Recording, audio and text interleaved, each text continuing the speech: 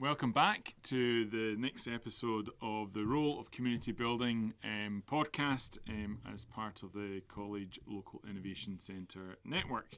Again, we're welcomed by both Rachel and Bayile, and it's great to have them again on the panel, so I really appreciate that. For this session, we're going to be talking about skills, and I think all of us have all kind of learned various skills over the years, but again, we're focusing in on that kind of role of community building. So, just really kind of talking and bringing that to the front.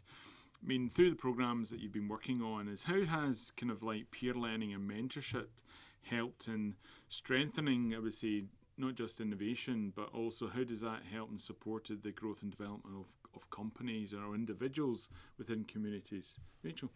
Yeah, I think peer learning and mentorship is hugely important. I think, yes, there is a role for universities, a role for colleges, but there's also a role for those already working within the sector, I think, is a big piece that we've been working on fairly recently.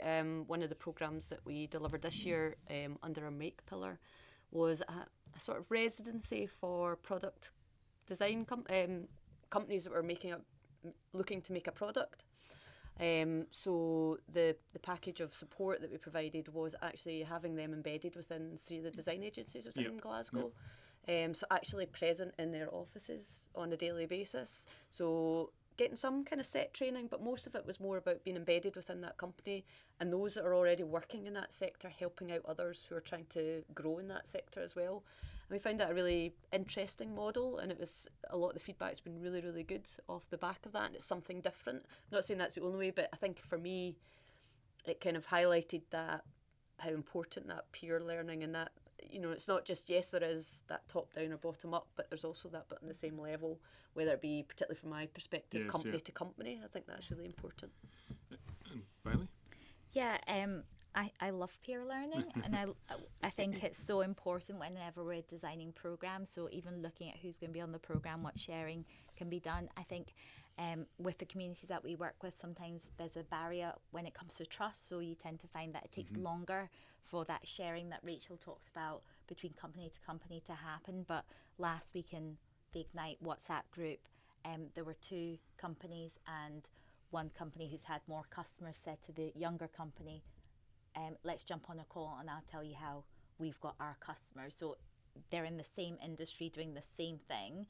They've got different customer groups, but they were able to do that knowledge. But that's taken about 6 months of that trust to build up. So, but it's very valuable, and I think it can work when it's done right too.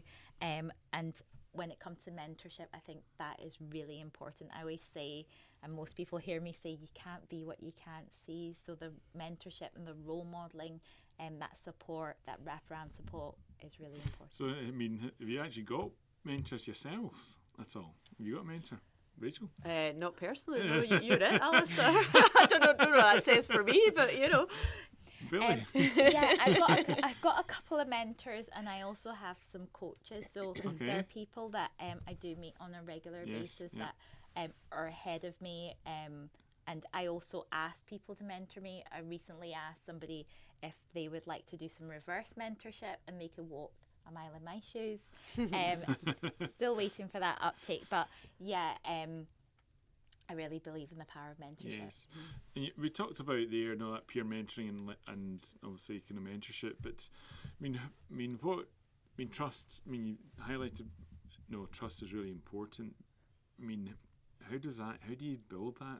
How do you build trust? Slowly. Yes. Slowly and with perseverance. I think that's, again, when we're talking about skills, it's a long-term project. Yes, and again, thinking about more from our point of view and from some of the community's point of view, there is quite often funding. It maybe lasts for a year, maybe lasts for 2 years, but what do you do beyond that? And actually, if you're talking about trying to plug a skills gap, that's a very long-term piece. You're talking about catching kids at school all the way out. So you're talking, 10, 20-year projection where you're having to target some of those groups to make sure that they end up in the skills gap, the careers that you're looking to fill.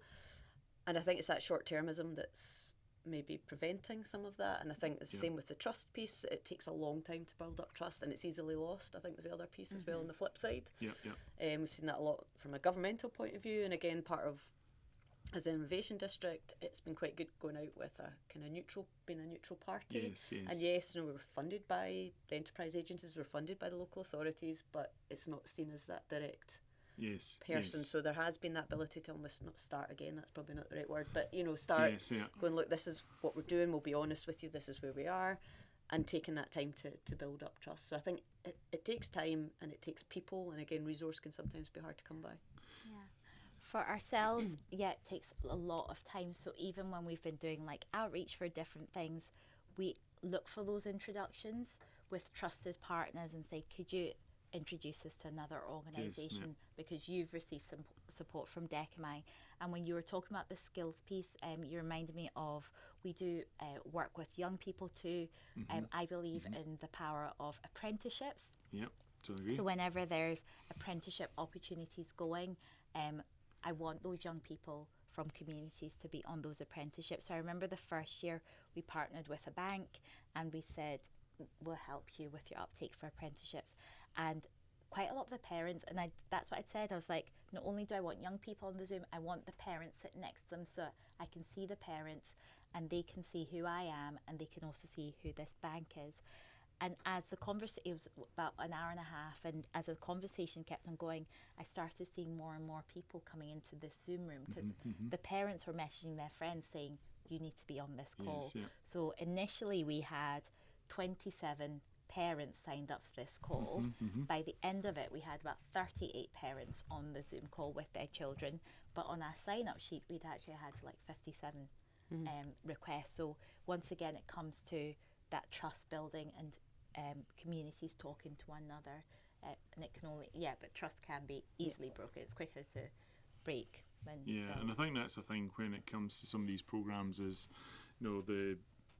we were, as part of the innovation district, kind of building a self-sustaining community is the first and foremost that everything that we do every day, because there should be the case where we put in the kind of foundation into those groups to be able to then help them move it forward and for them to kind of, and I think that's where we talked earlier in the previous episodes about the infrastructure and then also about the ecosystem. It's getting that network built, ensuring that network is self-sustaining to then allow us to be able to step back. And I think that's the thing where success is that we can step back and it's actually, that it's actually kind of running. And that kind of links on to the next kind of area, on that. And I mean, we're here in the City of Glasgow College, a great college, and as part of the kind of CLIC programme. But how do they, what's your kind of thoughts on how they can embed community engagement into the curriculum design, to help with innovation?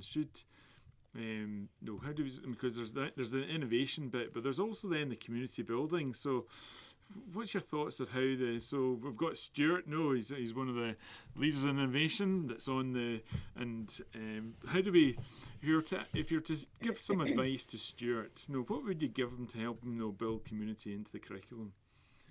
Bayile.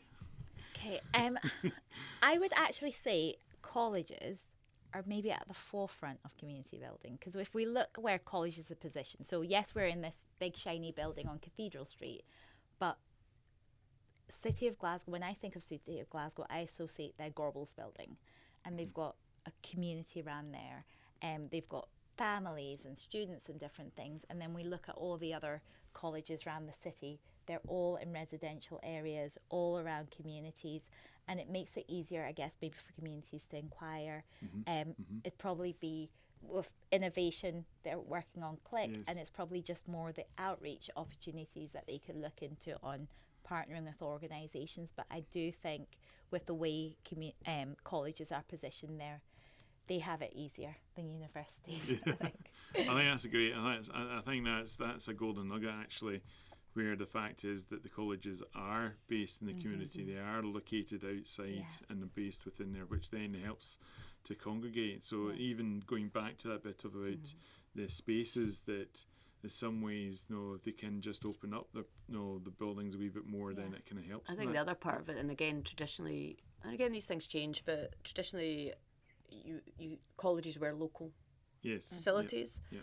And what's more likely to happen with those that, if you invest in the local community and skilling up within the college, the local college, they're more likely to actually create employment, create income within their local area. Yes, yeah. You know, rather than traditionally a university, some people go away, or you know, or they maybe got university in Glasgow and then they'll go and they'll work in Cambridge, for example, in life sciences. Whereas with the college, you almost get more return on your investment, I would say, within the college sector. So hence why I think maybe installing some of that within the actual, like embedding that within the curriculum, as in whether it be a not subject on community building, but maybe having that as a thread among some of that teaching as well. You know, this is what you could do as to give back to your community, or you know, this is how we can.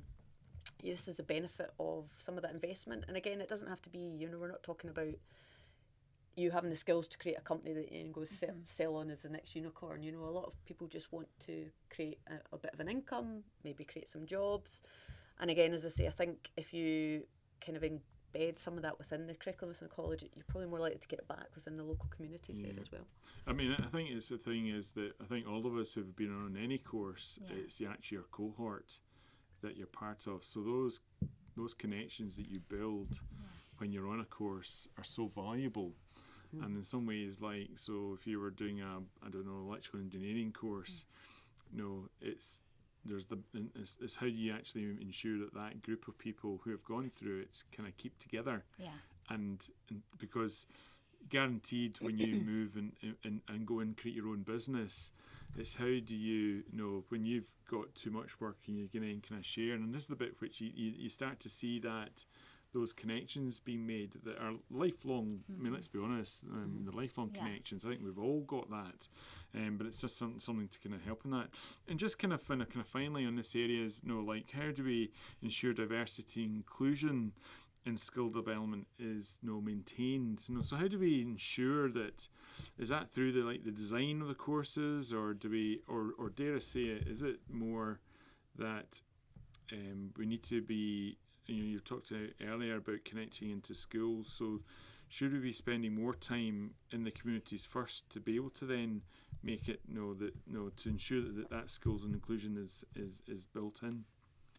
Yeah, I would say starting from young children and going into the schools and with the parents. It took us 3 years, Alisdair, for us to be known for those apprenticeship opportunities. So even though that first year we had 57, the following year, once again, it was going back and saying that these apprenticeship opportunities, and parents were like, no, I want my children to go to university. It's like, no, but they can go to university and then they can be earning at the same time, and then you won't have the barrier of my child struggling to get a job.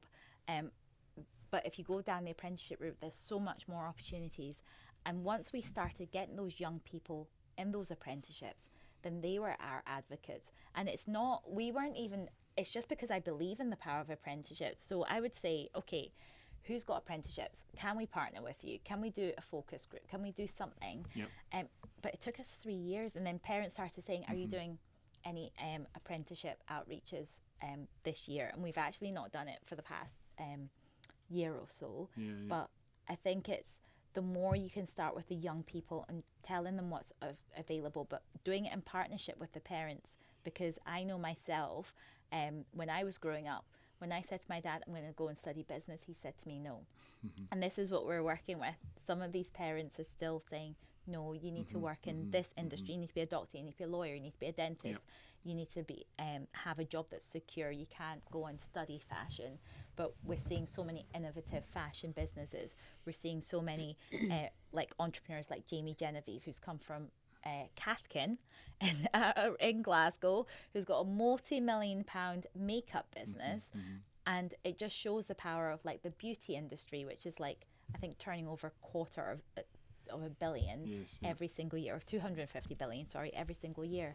But unless parents start hearing these things, then they'll keep sending children down the university route and not thinking about the skills, or not even thinking about the colleges, because sometimes colleges get completely disregarded when it comes to the next pathways for their children, but also not recognizing that all children aren't made the same. They're not wired the same, so they can't learn the same. So sometimes colleges are the best way for children to learn, or for young people to learn, or for adults to learn, and also for employers to see that too. I think lots of the businesses, especially like when you look at the business coming through CLIC, are sending their employees in because they see the benefits of those qualifications through the college. It's probably because I also think colleges may be a bit more agile and responding to the industry needs.